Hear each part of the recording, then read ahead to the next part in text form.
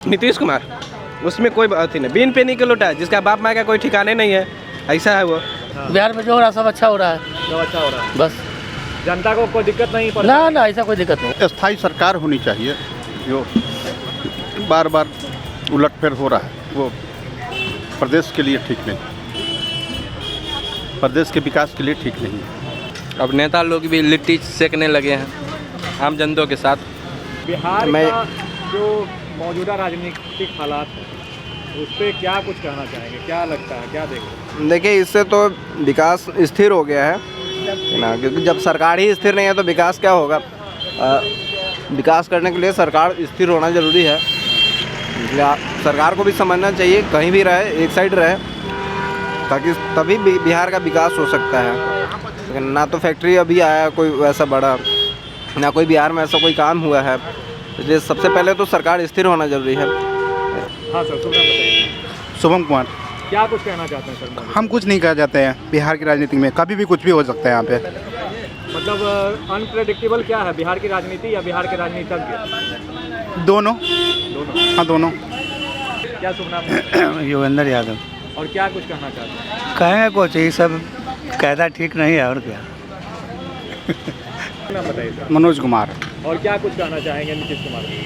नीतीश कुमार क्या करेंगे, वो तो जैसे कुछ परिस्थिति बस चले गए होंगे, उनका अपना मजबूरी रहा होगा जाने का, कोई शौक से तो गए नहीं होंगे, कुछ ना कुछ मजबूरी जरूर रहा होगा बस। ऐसा पलटे वाला पलट गया, रहे वाला रह जाएगा। अच्छा, तब और क्या, तो कोई टिप्पणी मौजूदा हालात पे? कोई टिप्पणी नहीं, बीजेपी आएगा बस, वही आएगा और कोई नहीं आएगा। पूछे ना उनसे।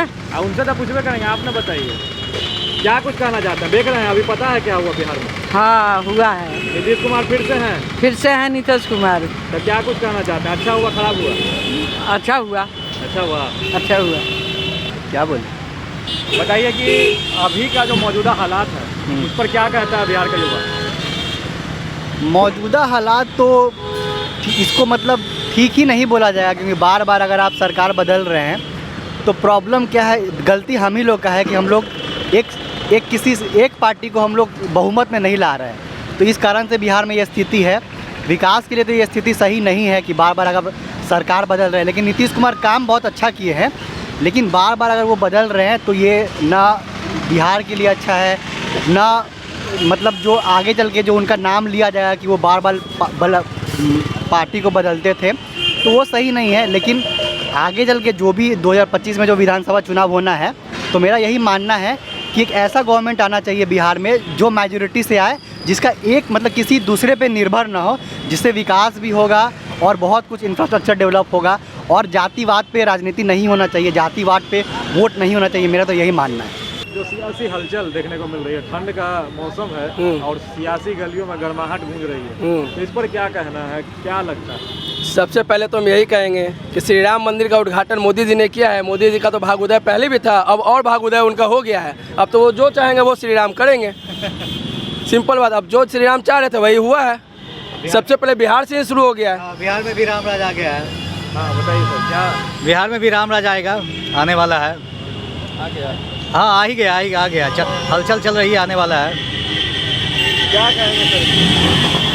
देखिए, ये पॉलिटिक्स है, राजनीति है, कुछ भी हो सकता है। अगर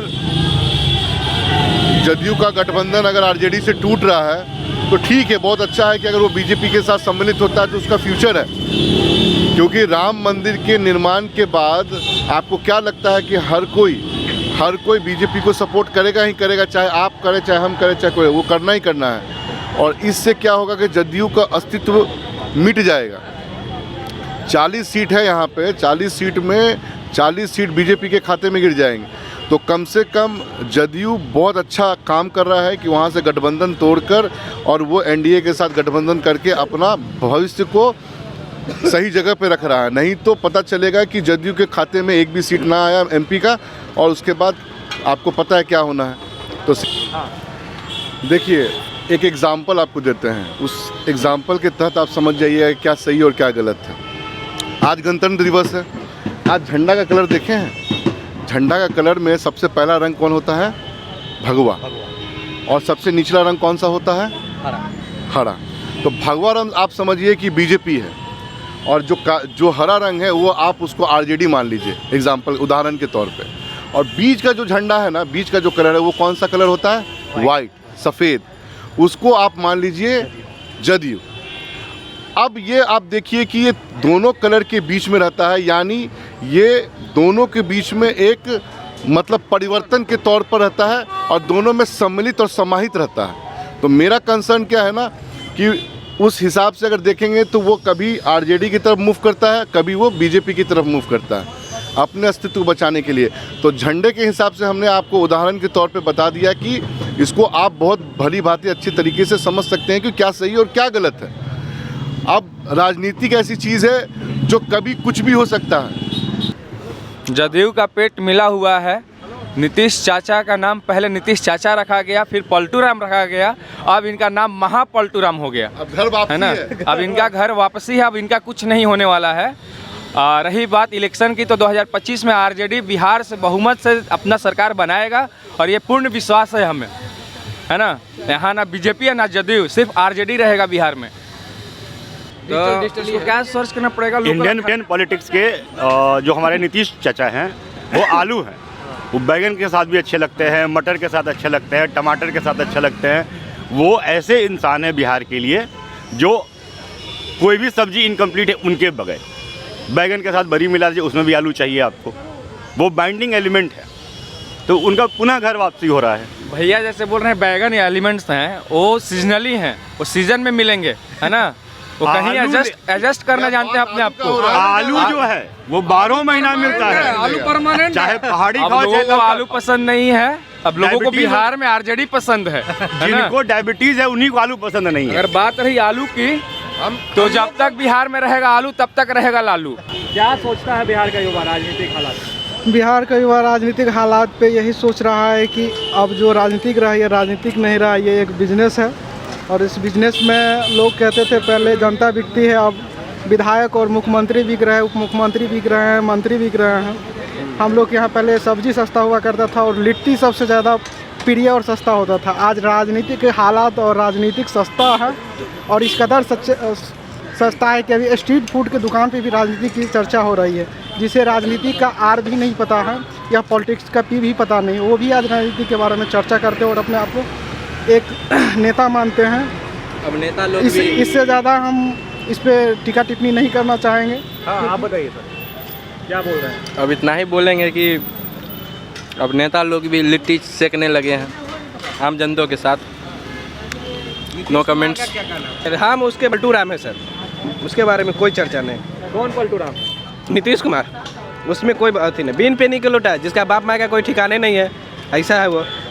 क्या सोचता है बिहार का युवा राजनीतिक हालात? क्या ही बोला जा सकता है इसमें। नीतीश कुमार दल बदल देते हैं, वही बात जो उन्होंने बोला कि कभी जब बीजेपी में थे तो मतलब आरजेडी में थे तो खराब थे, अभी अचानक से बीजेपी में आ गए तो कैसे मतलब कोई बंदा चेंज हो सकता है बताइए। कभी वो खराब हो जाते हैं, बीजेपी में आते ही अच्छा हो जाता है, ऐसे तो कोई मतलब नहीं ना हुआ। मेरा नाम नागेंद्र कुमार सिंह है।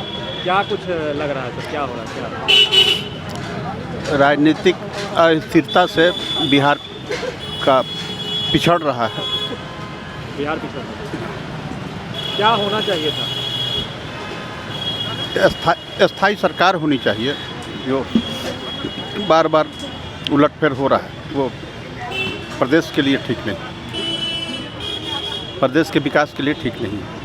कहना क्या, बिहार में जो हो रहा है सब अच्छा हो रहा है, सब अच्छा हो रहा है, सब अच्छा हो रहा है। राजनीतिक परिस्थिति जो है इस सब पे नज़र तो रखे हैं। नहीं ठीक है, वो तो ग्राहक से चारों से पता लगता है। बिहार में जो हो रहा है सब अच्छा हो रहा है, सब अच्छा हो रहा है, बस जनता को कोई दिक्कत नहीं पड़ ना ऐसा कोई दिक्कत नहीं। हम कहना चाहते हैं कि नीतीश कुमार आरजेडी के साथ हैं, ठीक है। तब Nitish Kumar was a bad CM.